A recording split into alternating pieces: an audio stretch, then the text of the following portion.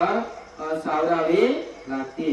म्हणजे माणसाच्या अंगावर केस आणि दाढी असली तर 10 वेळा त्यांना सावरावा लागते। किंवा त्यांना शृंगार सुद्धा म्हणजे दुसऱ्या प्रकारचा आहे, त्यांना शृंगार सुद्धा करावा लागतो, त्यांना तेल सुद्धा लावावं लागतो, त्यांना केस सुद्धा धुवावी लागतात। पुष्पमाला पण सुद्धा त्यांना बांधावी लागते। अत्तर पण सुद्धा त्यांना लावावं लागते। सुगंधी उठणे पण सुद्धा त्यांना लावावं लागते। हेरडा वापरावा त्यांना लागतो। आवळ्याचे तेल सुद्धा त्यांना लावावं लागतो। रंग वाळणे त्यांना केस पण सुद्धा रंगवावे लागतात। बांधावे पण सुद्धा लागतात। कटिंगे पण सुद्धा त्यांना कंगव्याने त्यांना केस पण सुद्धा विचारावे लागतात। वेळोवेळी नाव्यात बोलावा पण लागतात किंवा नाव्यापर्यंत त्यांना जावं पण सुद्धा लागतं। केस मोकळे करावे लागतात। केसामध्ये उवा सुद्धा पडतात। असे हे 16 प्रकारचे असे त्याच्यापासून आपल्याला दुष्परिणाम होणारे आहेत म्हणतात।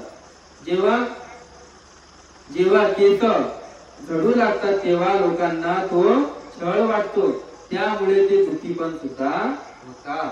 म्हणजे आजकाल कोणाचे केस जर गळत असले तर त्या केसाला घेऊन पण कोणी दुखी होते। बरोबर सत्य आहे।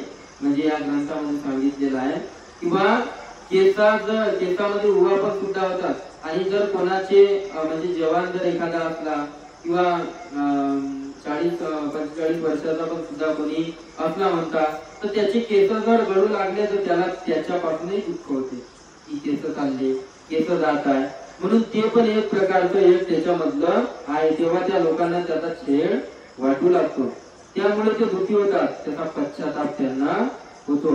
काही वेळा तर ऊर बुडवून त्यांना रडू पण लागतात। म्हणजे केस जर गेले तर रडू येते म्हणतात कधी कधी।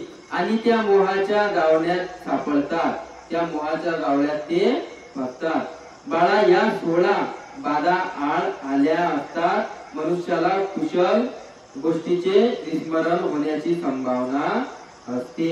म्हणजे त्याच्यापासून अकुशल कर्म घडू शकत नाही, त्याच्यापासून कुशल कर्म होण्याची संभावना असते। मग आपले वस्त्र देखील इतर लोकांच्या वस्त्र समान प्रमाणे नाही आहे। नागसेनाने पुन्हा विज्ञानेसने विचारले, बाळा गृहस्थाच्या सुंदर वस्त्रात सुप्त अशा 5 लालसा असतात। म्हणजे माणसाच्या गृहस्थ जो आहे तो कपडे जो घालणार आहे त्याच्यामध्ये 5 प्रकारची लालूच असते। म्हणजे ते कशी असते 5 प्रकारची लालूच, त्यामुळे भयानक धोका असू शकते म्हणतात। धोका उद्भवण्याची शक्यता असते। मात्र काशाय वस्त्र धारण करणारा म्हणजे काशाय वस्त्र धारण करण्यात त्याचा संपर्क सुद्धा नसतो। म्हणून या ठिकाणी असं सांगितलेलं आहे की त्याला काशाय वस्त्र धारण करण्यासाठी पण सुद्धा त्याचं काहीतरी कोणत्या तरी पूर्वजन्मातलं त्याचं पुण्य लागते, असं कोणाच्या अंगावर काशाय वस्त्र येऊ शकत नाही, असे या ठिकाणी सांगितलेलं आहे। म्हणूनच माझी वस्त्रे इतर लोकांच्या वस्त्राहून अगदी वेगळी असतात, असे रोहन कबीरांनी त्यांना सांगितले। कोणाला सांगितले? नागसेनाला सांगितले। हे महाशय आपण यथार्थ ज्ञान अवगत आहे काय? नागसेनाने परत इच्छा प्रवृत्त केली। होय बाळा, मला संपूर्ण ज्ञान प्राप्त आहे, अवगत ज्ञान मला प्राप्त आहे। यशाशिवाय जगातील सर्वोत्तम मंत्रही मला अवगत आहे। रोहन असे त्यांना उत्तरले। हे महाशय, मला ते देखील शिकवाल काय? कोण म्हणतात असे? नागसेन म्हणतात, किंवा मला पण सुद्धा देखील तुम्ही सांगताल काय? हे महाशय, मला देखील तुम्ही शिकवा। होय तर शिकवी।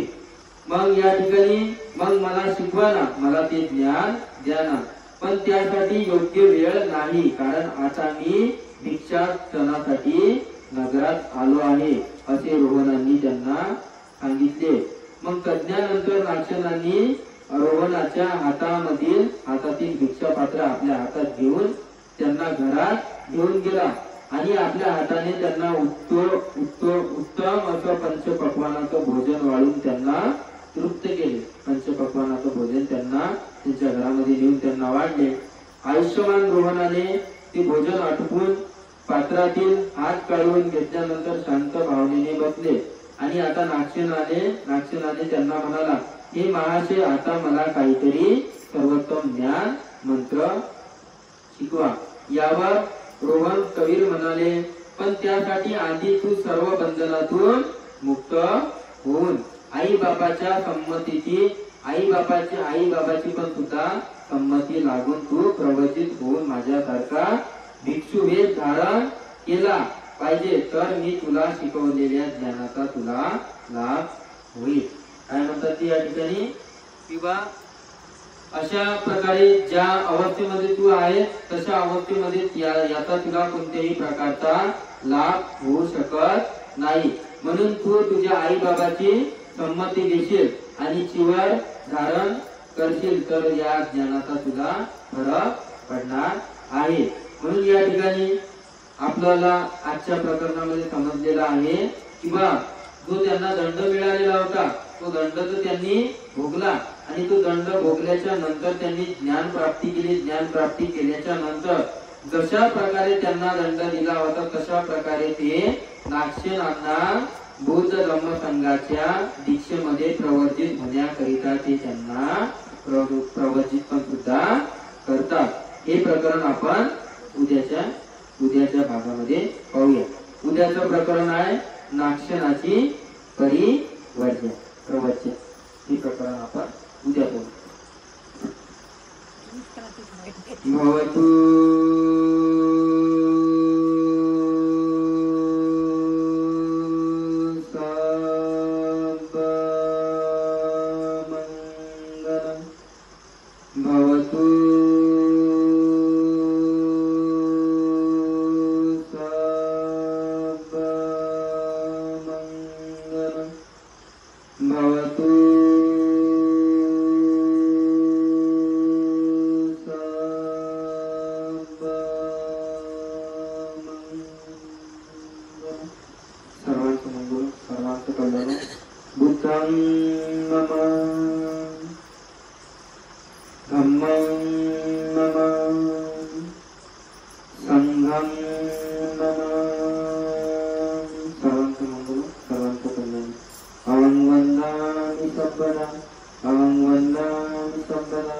अहं वन्दामि संपदा